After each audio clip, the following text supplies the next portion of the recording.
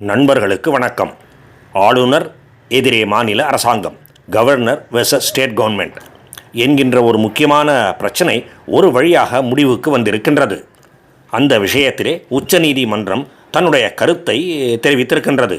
5 நீதி அரசர்கள் கொண்ட ஒரு அரசியல் அமைப்பு அமர்வு, கான்ஸ்டிடியூஷனல் பெஞ்ச், இதை பற்றி தீர்மானித்து எடுத்து உரைத்திருக்கின்றது. எனவே இனிமேல் மாநில அரசாங்கங்கள் நிறைவேற்றுகின்ற சட்ட மசோதாக்களை ஆளுநர் தனது ஒப்புதலை அளித்து சட்டங்களாக்க வேண்டுமா? அப்படி சட்டங்கள் ஆக்குவதிலே பிரச்சனைகள் இருக்கும் பட்சத்திலே குடியரசுத் தலைவருக்கு அனுப்பி வைக்க வேண்டுமா?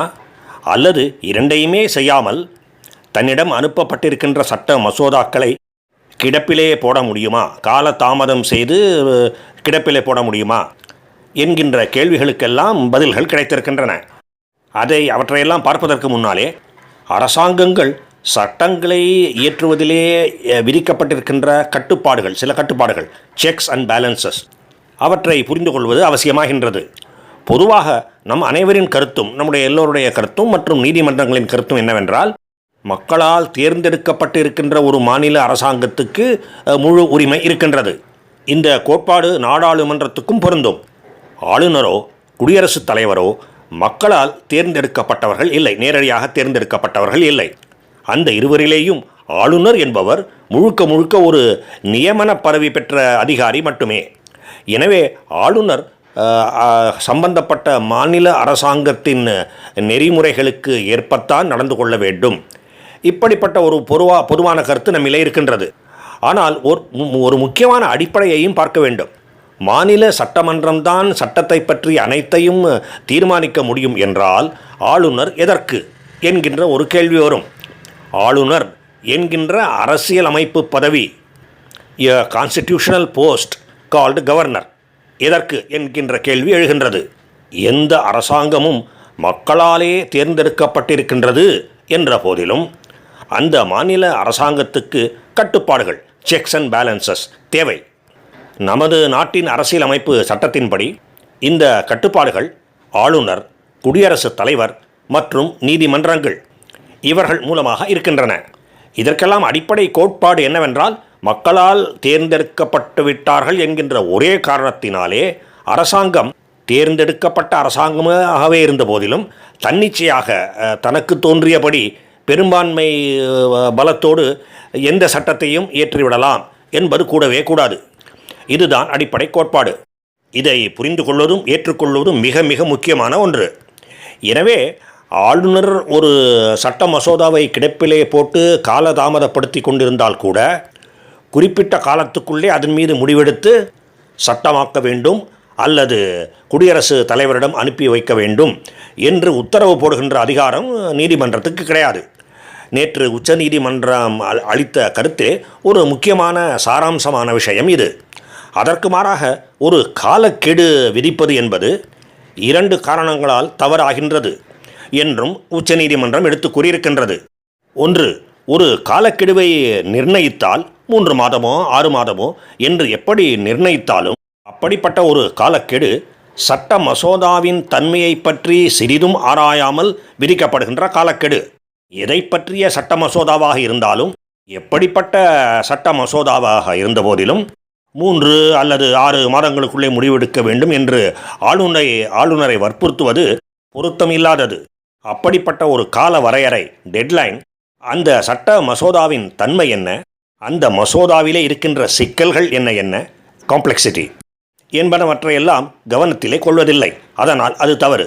அப்படி ஒன் சைஸ் ஃபிட்ஸ் ஆல், எப்படிப்பட்ட சட்ட மசோதாவாக இருந்த போதிலும் குறிப்பிட்ட காலக்கெடு என்று ஆகிவிடும். அப்படிப்பட்ட ஒரு கால வரம்பை அவ்வளவு எளிதிலே நிர்ணயித்து விடக்கூடாது. இரண்டாவதாக, ஆளுநர் அல்லது குடியரசு தலைவரின் முடிவை சந்தேகத்தோடு பார்த்து அதை பற்றிய இறுதி முடிவை எடுக்கின்ற அதிகாரத்தை நீதிமன்றத்துக்கே வழங்கிவிடுகின்றது அப்படிப்பட்ட நடைமுறை. அதுவும் சரியில்லை. அதுவும் ஒரு தவறான செயல். எனவே அப்படிப்பட்ட ஒரு கட்டுப்பாடு அரசியல் சட்டத்துக்கு புறம்பானது என்பது எங்களுடைய கருத்து என்று உச்சநீதிமன்ற அமர்வு எடுத்து கூறியிருக்கின்றது.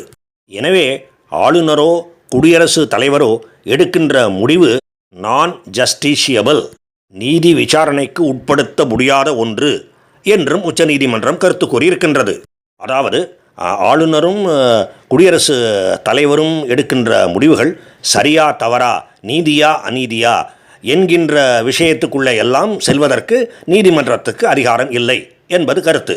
ஆனால் மிகவும் காலதாமதமானால், குறிப்பிட்ட ஒரு மசோதாவின் விஷயத்திலே மிகவும் காலதாமதம் ஆனால் அந்த காலதாமதத்தை நீதிமன்றம் ஓரளவு பரிசீலிக்கலாம் என்றும் கருத்து கூறப்பட்டு இருக்கின்றது. கவனிக்கவும், இது மானாவாரியான நீதிமன்றத்தின் அதிகாரம் இல்லை.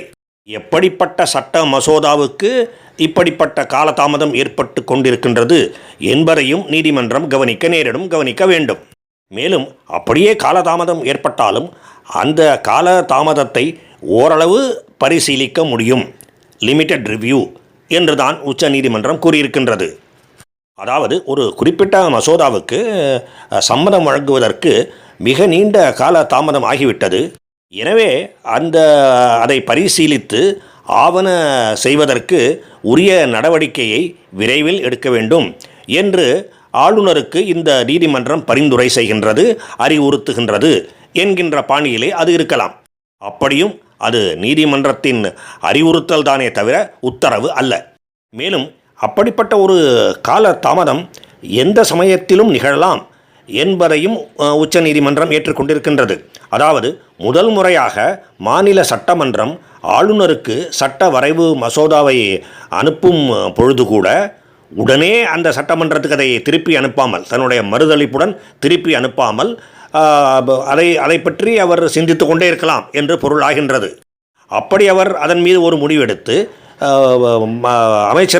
அமைச்சரவைக்கு திருப்பி அனுப்பி அவர்கள் ஏதாவது மாறுதலுடனோ அல்லது எந்த மாறுதலும் இல்லாமலோ ஆளுநருக்கே திருப்பி அனுப்பிய பிறகு கூட அதன் மீது இத்தனை மாதங்களுக்குள்ளே முடிவெடுக்க வேண்டும் என்று சொல்லிவிட முடியாது என்றும் உச்சநீதிமன்றம் எடுத்து கூறியிருக்கின்றது. அதாவது ஆளுநரால் ஏற்படுகின்ற கால தாமதம் முதல் கட்டத்திலேயும் இருக்கலாம், இரண்டாம் கட்டத்திலேயும் இருக்கலாம். சுருக்கமாக சொல்லப்போனால் மாநில அரசாங்கம் மக்களால் தேர்ந்தெடுக்கப்பட்டிருக்கின்றது என்கின்ற ஒரே காரணத்தினாலேயே ஆளுநருக்கு கால கட்டுப்பாடுகள் விதித்து கட்டுப்படுத்த முடியாது. ஆளுநர் ஒரு ரப்பர் ஸ்டாம்ப் இல்லை. உச்ச நீதிமன்றம் இப்படி தெளிவுபடுத்தி இருப்பது மிக மிக பாராட்டத்தகுந்த ஒன்று என்று கருதுகின்றேன்.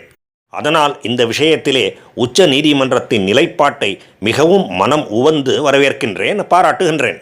இப்படிப்பட்ட ஒரு தெளிவான நிலைப்பாட்டை எல்லோரும் ஏற்றுக்கொள்வார்கள், மனமுவந்து வரவேற்பார்கள் என்றும் நம்புகின்றேன். வாழ்க பாரதம். ஜெய் ஹிந்த்.